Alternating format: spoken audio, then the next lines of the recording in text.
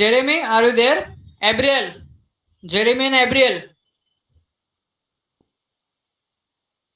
Jeremy and Abriel.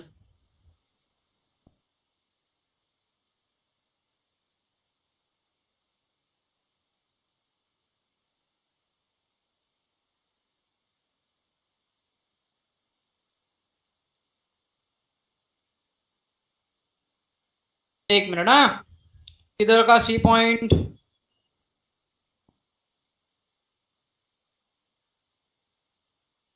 वो once the dividend is declared at general meeting, it cannot be revoked and company is not permitted to declare it second time in that year.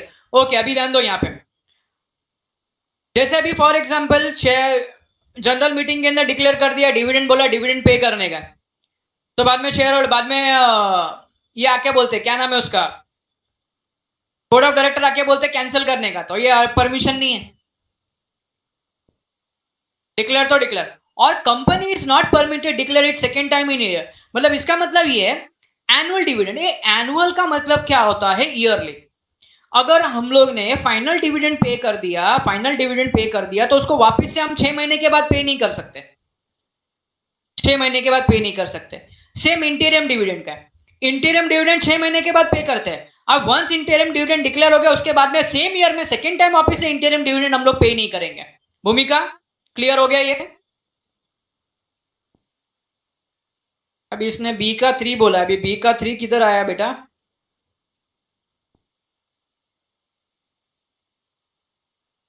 Ivy पहला read कर बेटा, पहला read कर, उसके अंदर से क्या, पहला रीड करो, अच्छे से रीड करो। उसके बाद में नहीं समझते हैं ना तो उसके बाद में बताता हूं मैं। आईवी उसमें खाली एक पॉइंट नहीं तुमको समझता रहेगा, बुक क्लोजर का।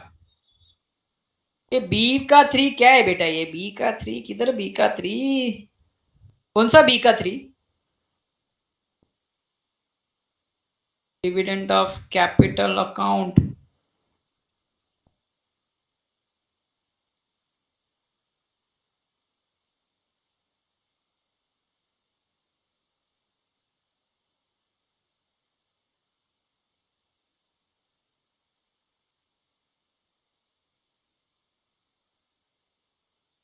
ढक्कन देख कितना लेट जागी। It remains as profit after revaluation of assets and liabilities. ये क्या आर्या?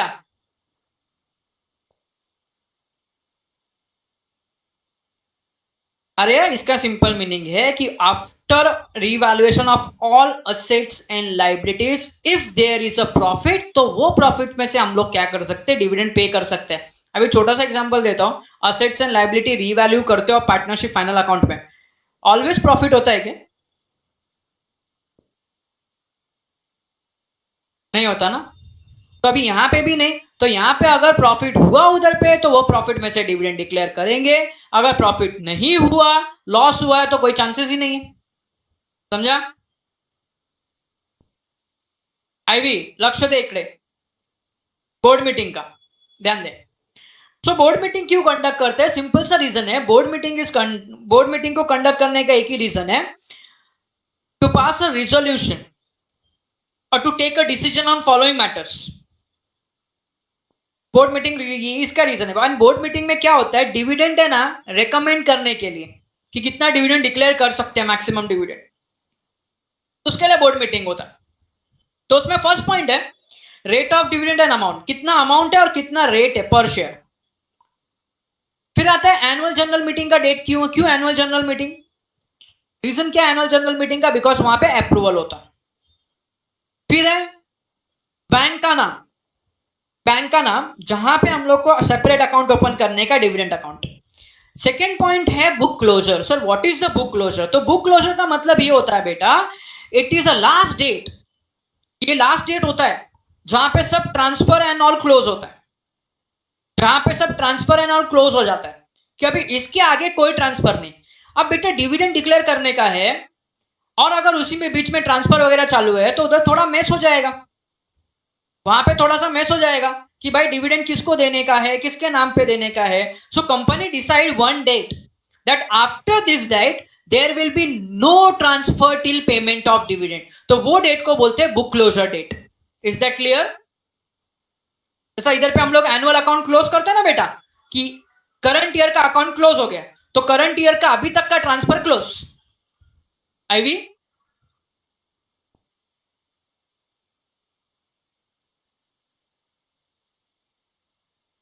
ओके बेटा, वेलकम। तो सेपरेट बैंक अकाउंट का भी point intimate stock exchange, intimate stock exchange, क्योंकि डिविडेंड डिक्लेयर, देख डिविडेंड कितना डिक्लेयर करने का, क्या करने का है, ये तो लिस्टेड शेयर के ऊपर है, तो शेयर से रिलेटेड जो भी डिटेल है वो हमको स्टॉक एक्सचेंज को बताना पड़ेगा ना, बिकॉज हमारे शेयर स्टॉक एक्सचेंज में लिस्टेड है। जमीन, it's working like a care taker of share holder, तो उनको तो बताना पड़ेगा।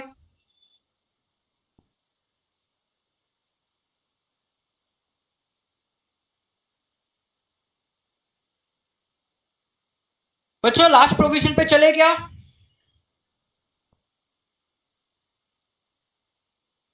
Can we proceed?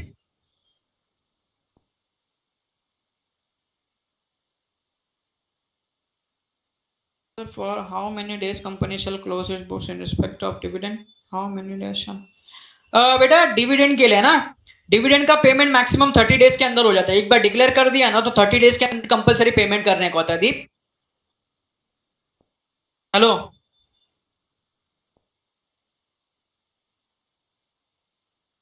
फिर एक बार डिविडेंड पेमेंट हो गया उसके बाद में क्लोज करने का प्रोसीजर चालू करेंगे, अरे सॉरी, ट्रांसफर का प्रोसीजर स्टार्ट करेंगे। चलो, legal provision for payment of dividend. Sir dividend payment cash में नहीं कर सकते, नहीं कैश में नहीं होता है, यूजुअली बैंक अकाउंट में होता है, चेक आता है या डिविडेंड वारंट आता है। ये मोड्स ऑफ पेमेंट में पढ़ेंगे हम लोग। रीजन क्या है पता है? कैश में पेमेंट करने से ना, जहां पे कैश है वहां पे झोल है,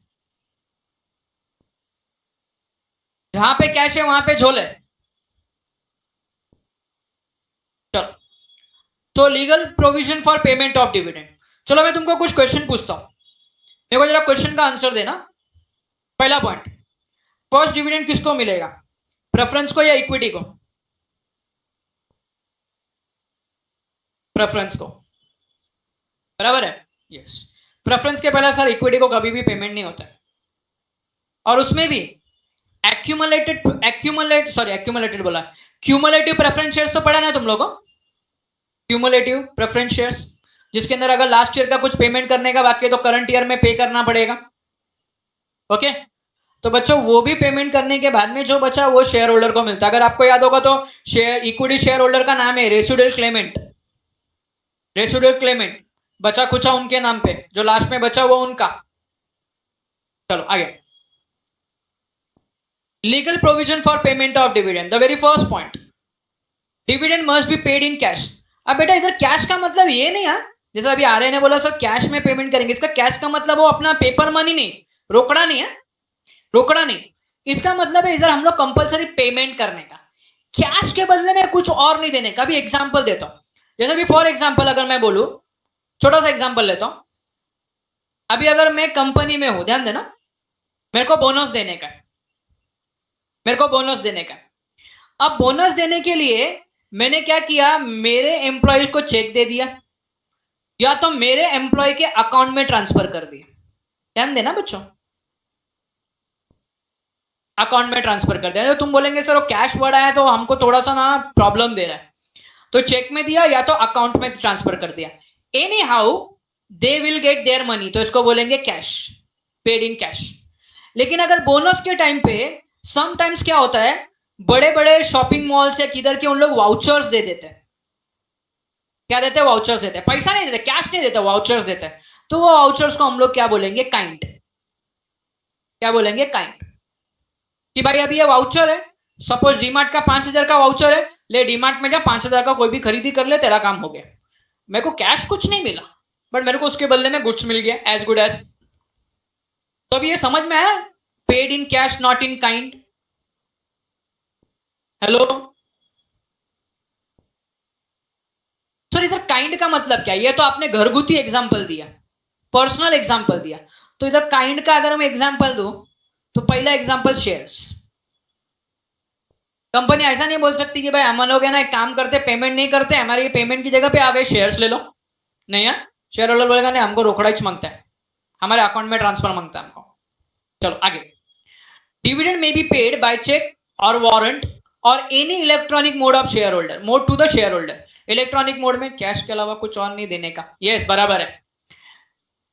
चेक, वारंट और एनी, वारंट मतलब एक वारंट आता है, वारंट मतलब चेक के जैसा ही होता है, क्रॉस होता है। अभी तुम्हारे पास था नहीं, तुम लोग के सिलेबस में है नहीं, तो तुम लोग को मैं दिखा देता हूँ। जब हम लोग करस्पॉन्डेंस का चैप्टर पढ़ेंगे ना, तब आपको उधर वारंट भी दिखा दूंगा मैं। लास्ट ईयर मैंने पढ़ाया था, लास्ट टू लास्ट ईयर, तो वारंट आपको दिखा दूंगा किस तरीके से होता है। It is as good as cheque होता है, चेक के जैसा ही होता है। ओके चलो आगे, ये इंपॉर्टेंट है, पढ़ना ध्यान से। Joint holding of shares, joint account. Dividend warrant should be sent the registered address of first name joint shareholder as per the registered of member or such a person at his address as the shareholder or joint holders have given to the company in writing. Sir इसका मतलब क्या? खतरनाक लफ्जों में लिखा हुआ है, तो खतरनाक लफ्जों में लिखा हुआ देखते हैं। चलो अभी ना इसके लिए मैं एक वर्ड फाइल ले लेता हूं, एक वर्ड फाइल ले लेता हूं।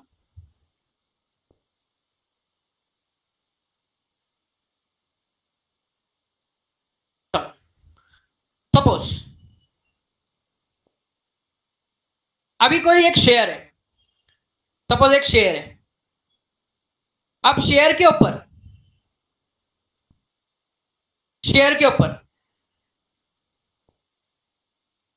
जेमिन का नाम लिखा है, फर्स्ट नेम जेमिन का लिखा है, सेकेंड नेम मेरा लिखा है। सपोज जेमिन रहता है वसई वेस्ट में। मेहनत तो सब करते हैं, लेकिन स्मार्ट स्टडी कौन करता है? प्री एग्जाम ऐप के साथ बनाइए अपनी तैयारी super smart. Pre exam app देता है वाइड रेंज के एग्जाम्स की तैयारी, जैसे JEE, NEET, CAT, CA foundation, CS SEET, banking, railway, SSC, MBA entrance, SYJC, com, TYBCom और भी बहुत कुछ। Chapter wise tests and mock tests, detailed performance analysis, और अब तैयारी होगी एकदम परफेक्ट। कहीं भी कभी भी पढ़ाई करें, और एक विशाल क्वेश्चन बैंक आपकी तैयारी को बनाए आसान। इंस्टेंट इवैल्यूएशन से तुरंत जानिए अपनी परफॉर्मेंस और पाएं पर्सनलाइज्ड फीडबैक। तो अब देरी किस बात की? प्री एग्जाम ऐप डाउनलोड करें और अपने नाम से रजिस्टर्ड करें, और एक विशाल क्वेश्चन बैंक बिल्कुल फ्री, और अपनी सफलता की कहानी लिखें। लिंक डिस्क्रिप्शन में है। Pre exam app smart suppose Jemin रहता है वसई वेस्ट में और मैं रहता हूं वसई ईस्ट में, तो वारंट वगैरह पे या कहीं पे अकाउंट वगैरह में ट्रांसफर होने का रहेगा, या तो जब वारंट वगैरह जाएगा तो किसके नाम पे जाएगा? जेमिन के नाम पे जाएगा, फर्स्ट पर्सन के नाम पे जाएगा। किसके नाम पे? फर्स्ट पर्सन के नाम पे, फर्स्ट पर्सन के नाम पे, जेमिन के नाम पे जाएगा। सेकेंड एग्जाम्पल, जेमिन ने एक लेटर लिख के दे दिया, क्या? या ऊपर नाम लिख के दे दिया, डिलीवर टू और ऑन द नेम ऑफ,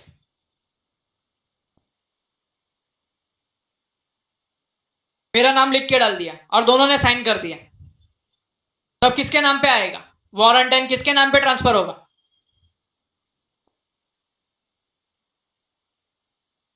दोनों ने साइन करके दे दिया, किसके नाम पे ट्रांसफर होगा? मेरे नाम पे होगा, बराबर है। मेरा नाम है उधर पे, तो मेरे नाम पे ट्रांसफर होगा। ये उसका मीनिंग है। Dividend warrant should be sent to registered address of the first name joint holder as per the register of member or such a person at his address the shareholder or joint holder have given the company in writing. Third ऐसा है, जेमिन और हम दोनों ने क्या किया पता है? दोनों ने लिख के दिया अवल के घर पे जाना चाहिए, उसके घर के एड्रेस पे सेंड होना चाहिए, तो उसके घर के एड्रेस पे आएगा, उसके घर के एड्रेस पे आएगा। चलो आगे। टाइम लिमिट, ये एग्जाम में आता है, ऑब्जेक्टिव में। इसको एक काम कर दो, इसको रफ कर देता हूं, इधर से लेता हूं। टाइम लिमिट क्या है? Company must pay dividend within 30 years, sorry 30 days, sorry 30 years नहीं, I am sorry, within 30 days from the date of declaration, within 30 days from the date of declaration. ये objective में आता है और ये कल के lecture में बहुत इंपॉर्टेंट रोल प्ले करेगा। कल के लेक्चर में बहुत इंपॉर्टेंट रोल प्ले करेगा, ध्यान देना बच्चों। ये सबका ध्यान है ना लेक्चर में? हेलो, ऐसा तो नहीं ना क्रिकेट मैच लगा के बैठे साइड में? नहीं, इधर पे ध्यान दो, ये देख यहां पे ध्यान दो। चलो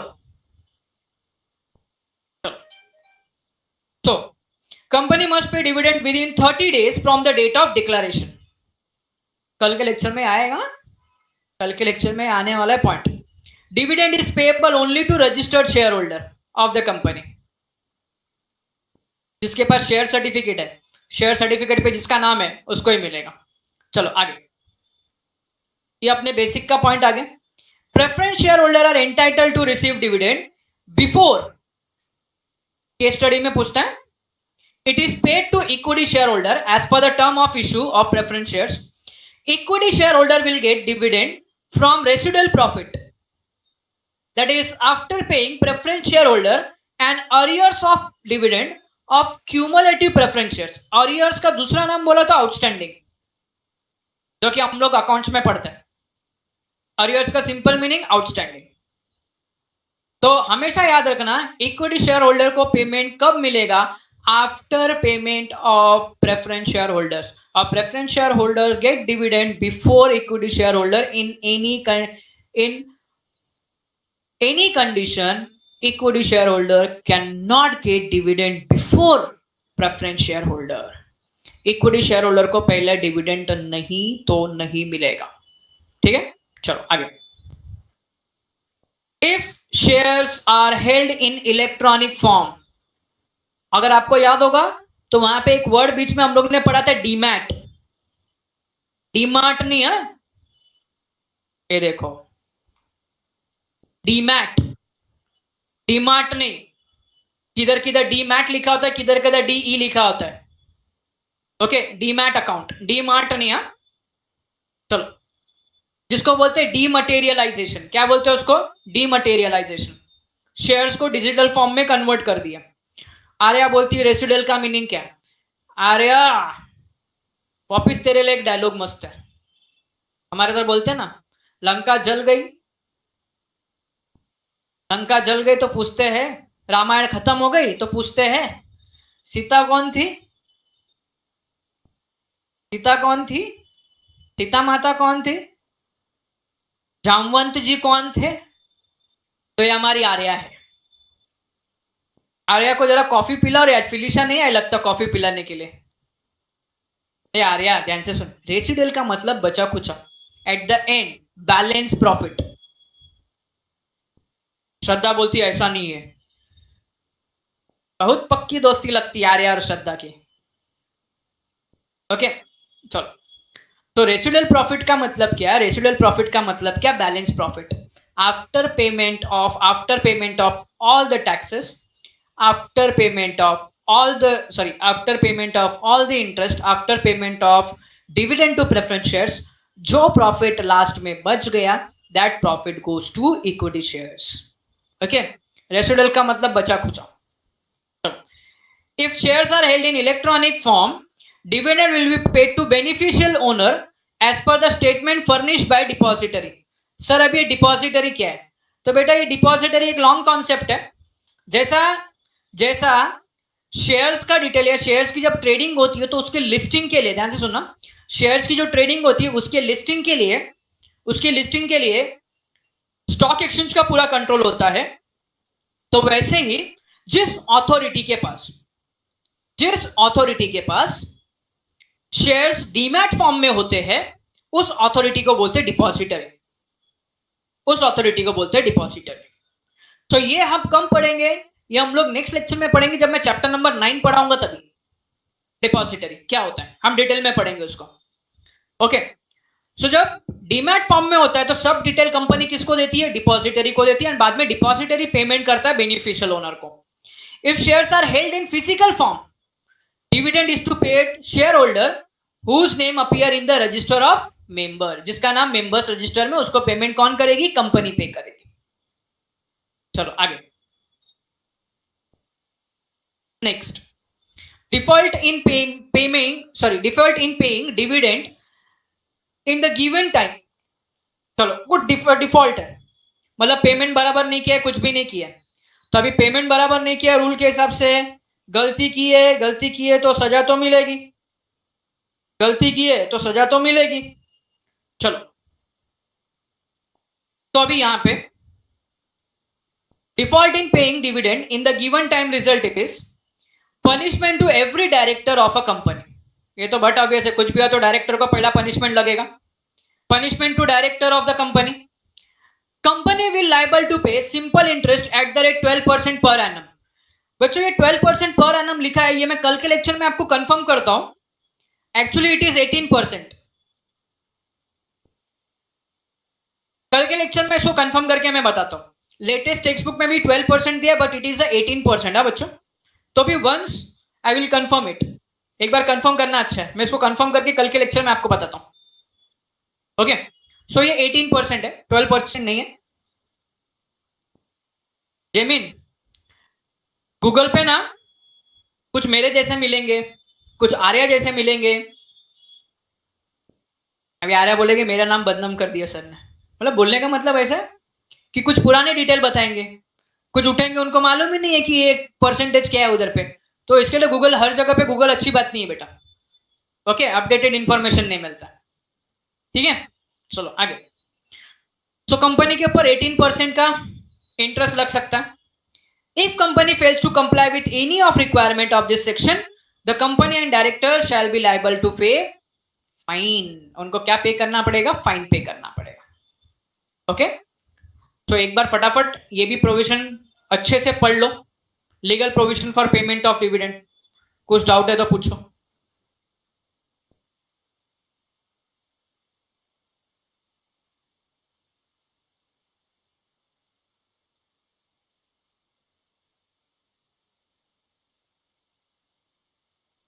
जब तक तुम लोग ये करो तब तक मैं जरा एक बार चेक कर लेता हूं 18% का। हाँ, सेकेंड पॉइंट, डिविडेंड में भी पेड चेक और वारंट और बाय एनी इलेक्ट्रॉनिक मोड। इसका मतलब हार्ड कैश में नहीं मिलता, या तो चेक, या तो वारंट, या तो इलेक्ट्रॉनिक मोड पे। They will not give you cash, 500 का पत्ती नहीं देंगे।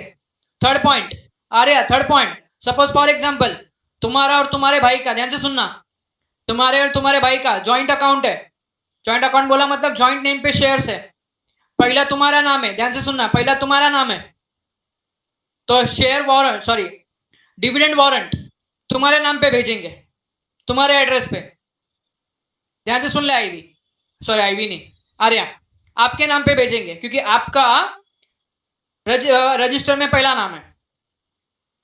और एल्स आपने लिख के दे दिया कि नहीं वारंट है ना, किसके नाम पे भेजो? आपके भाई के, आपके भाई के, तो आपके भाई के नाम पे जाएगा। और आप दोनों ने साइन करके दे दिया नहीं नहीं नहीं नहीं, वो जाना चाहिए विकास सर के एड्रेस पे, तो मेरे एड्रेस पे आएगा। आप दोनों आउट ऑफ टाउन हो या आउट ऑफ कंट्री हो तो किसी थर्ड पर्सन के नाम पे जाएगा। दीप, वो पॉइंट ये है डिविडेंड डिक्लेयर करने का, वो तो पहले भी पॉइंट डिस्कस हो गया बेटा। आपने पूछा था ना कि मैक्सिमम कितने टाइम के लिए डिविडेंड का पेमेंट होता है, तो विद इन 30 डेज करना पड़ता है पेमेंट कंपलसरी।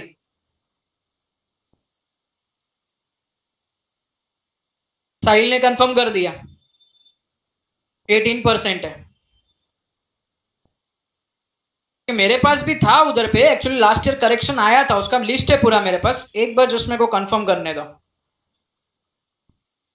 आप लोग बाकी लोग पढ़ते रहो, मैं एक बार कंफर्म कर लेता हूं, क्योंकि टेक्स्ट बुक के अंदर भी इन लोग ने ये नहीं किया।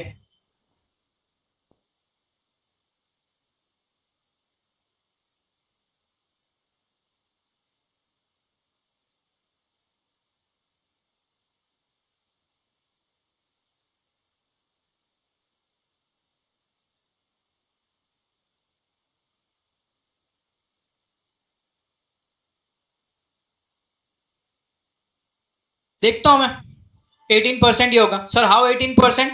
बेटा वो लॉ है, कंपनीज एक्ट है, एक्ट अपने से ऊपर होता है, हम तो नहीं बनाते उसको, गवर्नमेंट को लगा स्ट्रिक्ट करने के लिए, तो गवर्नमेंट ने बढ़ा दिया उसको।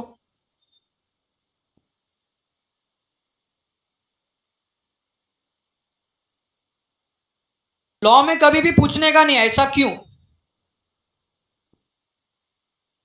सिंपल इंटरेस्ट किस पे चार्ज करेंगे? इंटरेस्ट के अमाउंट पे।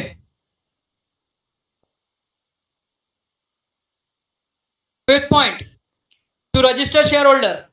बेटा आपके आपके ना इसमें एक पॉइंट नहीं है, शेयर वारंट करके नहीं है, शेयर वारंट करके श्रद्धा। उसके अंदर क्या होता है पता है? शेयर होल्डर का नाम रजिस्टर होता है नहीं। जैसे बेयरर डिबेंचर कैसा होता है? डिबेंचर होल्डर का नाम नहीं रहता, जिसके पास ट्रांसफर कर दिया उसका हो गया वो, श्रद्धा। वैसे एक शेयर वारंट करके आता था, जिसके अंदर क्या होता है पता है?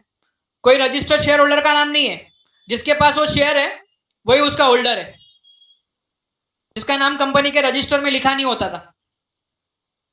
समझा क्या श्रद्धा?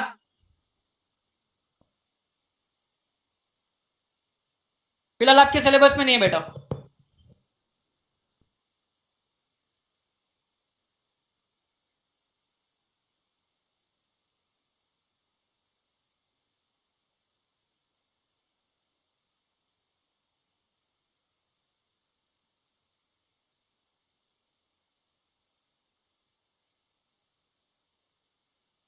लव, हे लव, है क्या इधर?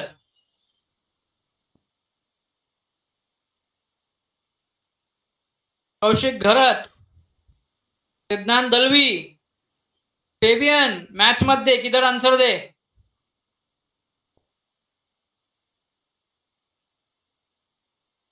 नहीं जेमिन, मैं ऐसा पढ़ाने बैठता हूँ ना तो मैं ऐसे ही बैठता हूँ, विदाउट नॉलेज बैठता हूँ।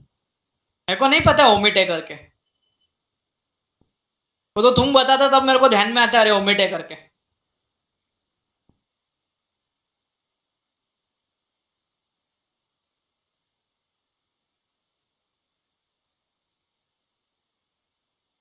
कैसे है? तू मेरे को बताता है तो मेरे को याद आता है, अरे हाँ ओमिट है ये, ओ हो।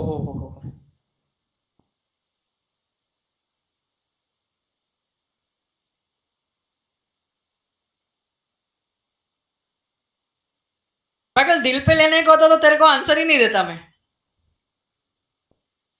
जेमिन is giving reminder to you. जरा वो लैंग्वेज पढ़, जरा किस हिसाब से लिखा है, जरा पढ़ ना वापिस से, जरा पढ़ क्या लिखा है वो। Is not reminding me, just testing me. Just मेरा टेस्ट ले रहा है वो, देख। पढ़ पढ़ जरा वापिस से पढ़।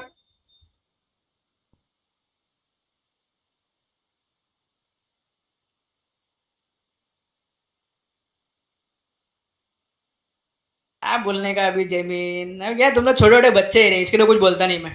छोड़ जान दे।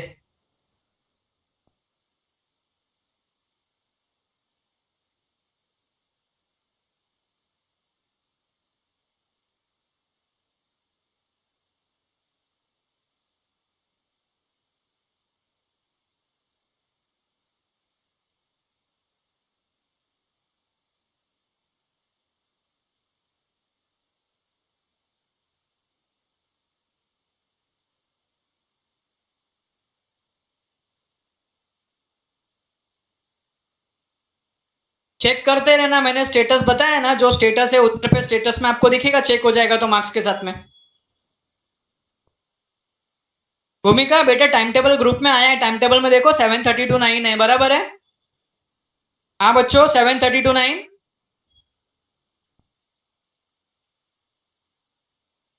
और तुम लोग ये पेपर है ना, तुम लोग जिस टाइम पे पेपर रहता है वो टाइम पे लिखा करो। ये ना मस्त अपना आराम से पेपर लिखते हो, टाइम पे पेपर लिखो। चलो ये किसी को कोई डाउट है क्या? तो एंड करते हैं।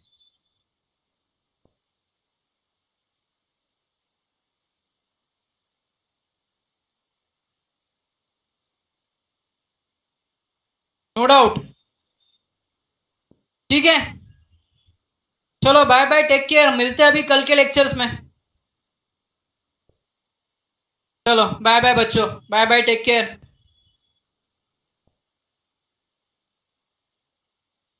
चलो जिसके बाय इन ट्रांसिट है उसको एडवांस में बाय।